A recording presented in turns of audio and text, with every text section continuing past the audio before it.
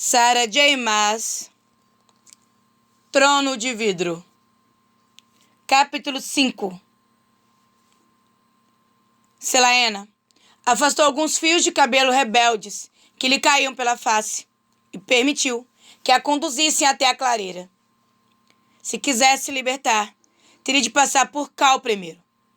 Se estivessem sozinhos, talvez ela tentasse fugir, embora as correntes dificultassem o intento. Mas com um grupo de guardas treinados para matar sem hesitar, Cal se manteve perto de Celaena, enquanto a fogueira era acesa e a comida era retirada das caixas e dos sacos de suprimento. Os soldados rolaram toras para fazer pequenos círculos, onde se sentavam, enquanto os companheiros mexiam e fritavam a comida. Os cães do príncipe herdeiro, que tinham seguido fielmente o dono, aproximaram-se da assassina e se deitaram aos seus pés, com as caudas batendo. Pelo menos, alguém apreciava a companhia de Celaena. A assassina, que já estava faminta quando a comida finalmente foi trazida, irritou-se ainda mais com a demora do capitão em remover os grilhões. Após lançar um longo olhar de aviso na direção dela, Cal abriu as algemas e prendeu-as nos calcanhares de Celaena. Ela revirou os olhos, enquanto levava um pouco de carne à boca, mastigando devagar. A última coisa de que precisava era passar mal na frente deles. Enquanto os soldados conversavam entre si, começou a prestar atenção nos arredores. Celaena e Cal sentavam-se junto a 5 soldados. O príncipe, é claro, sentava-se com Perton em cima de Tocos, longe dela. Dorian fora arrogante e parecera divertir-se levianamente na noite anterior, mas agora exibiu uma expressão grave enquanto conversava com o duque. O corpo inteiro do príncipe parecia tenso, e Celaena não deixou de notar o modo como ele trincava os dentes quando Perton falava. Qualquer que fosse a relação entre os dois, não era cordial. Enquanto mastigava, Celaena desviou a atenção para as árvores que o cercavam. A floresta se aquietara. As orelhas dos cães negros estavam erguidas, embora eles não parecessem incomodados com o silêncio. Até os soldados estavam quietos. O coração de Celaena bateu mais forte. A floresta era diferente ali.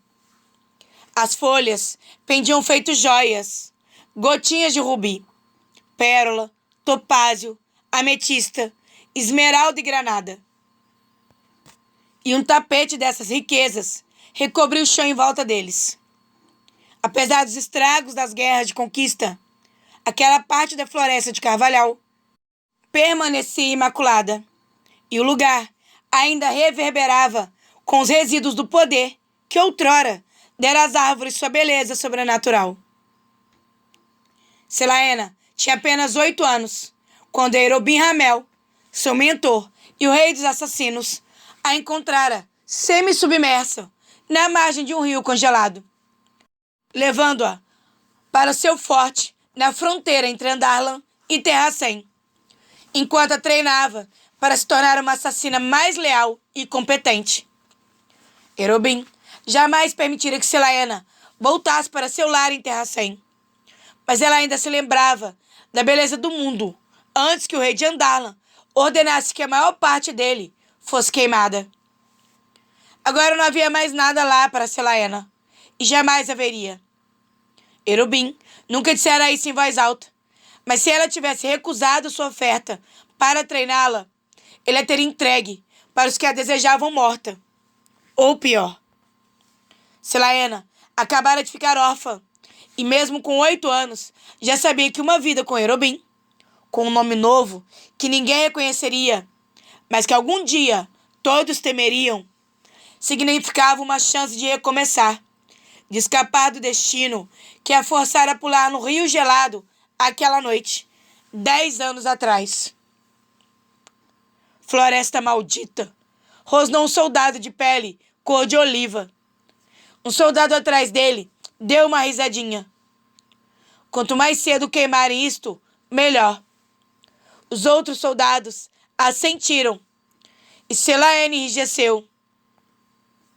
Isto está cheio de ódio, comentou outro soldado. E o que vocês esperavam? Interrompeu Selaena. A mão de Cal pousou rapidamente no cabo da espada, e os soldados se voltaram para ela, alguns deles fazendo caretas de pouco caso.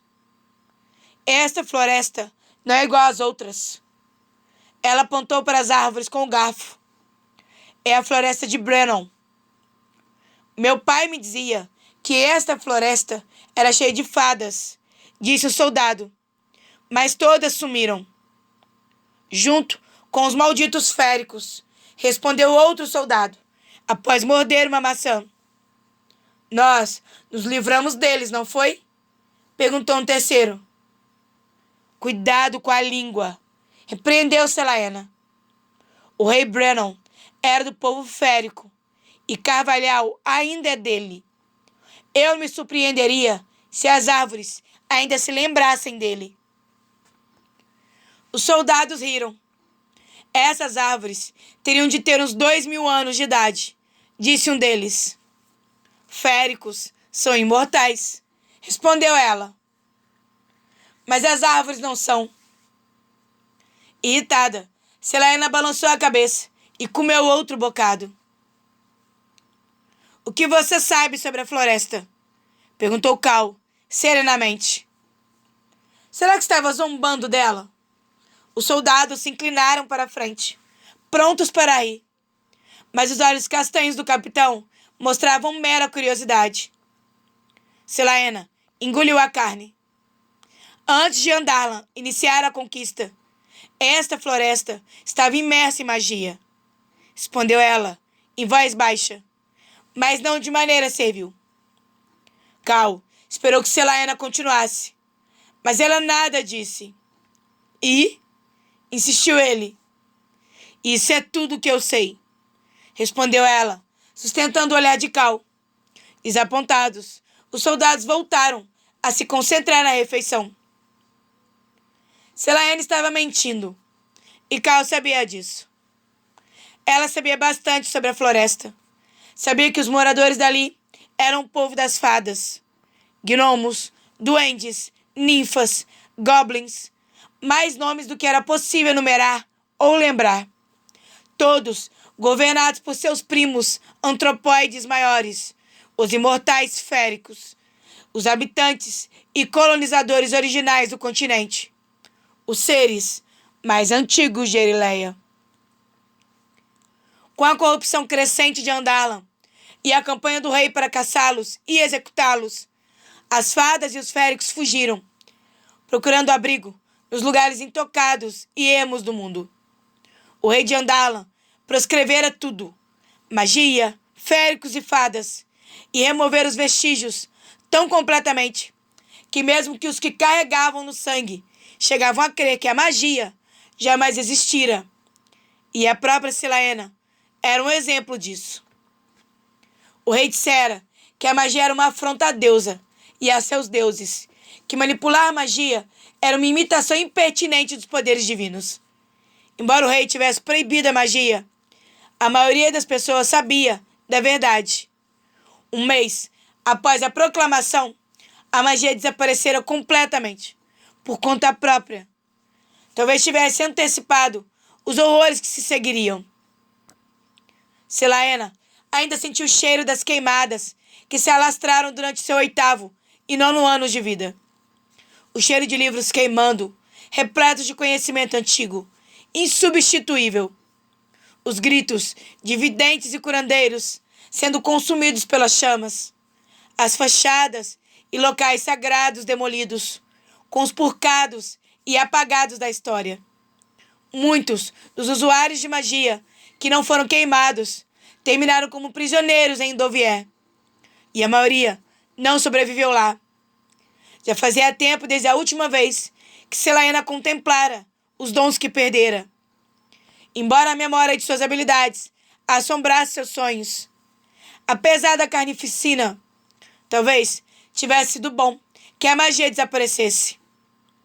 Era algo perigoso demais para as pessoas sãs controlarem, e seus talentos talvez já a tivessem destruído àquela altura da vida. A fumaça da fogueira fazia arder os olhos enquanto Selaena mastigava. Jamais esquecera as histórias sobre a floresta de Carvalhal. Lendas de clareiras sombrias e terríveis, fontes profundas e serenas e cavernas cheias de luz e canto celestial. Mas aquilo agora eram apenas histórias e nada mais. Falar no assunto era procurar problemas. Ela olhou para a luz do sol que se infiltrava entre as copas, para a maneira como as árvores balançavam ao vento, seus longos braços magros emaranhando-se uns nos outros. Selaena conteve um calafrio. Por sorte, o almoço acabou logo. As correntes voltaram para seus pulsos e os cavalos, depois do descanso, voltaram a receber as cargas. As pernas de Selaena estavam tão enrijecidas que Cal teve de ajudá-la a subir no cavalo.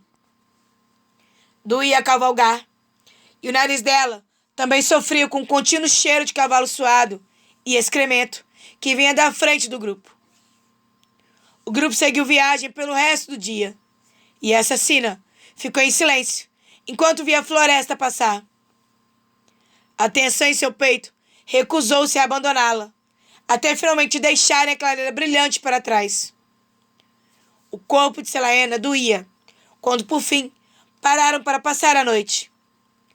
Ela nem tentou falar durante o jantar, nem se importou quando montaram sua pequena tenda com guardas postados do lado de fora. Selaena teve permissão para dormir, ainda acorrentada a um dos guardas. Teve um sono sem sonhos, e ao acordar, não conseguiu acreditar no que via. Pequenas flores brancas tinham sido deixadas ao pé da cama improvisada, e pegadas miúdas, como de crianças, formavam um rastro para dentro e para fora da tenda. Antes que alguém entrasse, Selaena passou o pé sobre as pegadas, apagando-as, e enfiou as flores em uma sacola próxima. Embora ninguém tivesse mencionado mais nada sobre as fadas pelo resto da viagem, Selaena passou a examinar com afinco o rosto dos soldados para detectar algum sinal de que eles teriam visto algo estranho.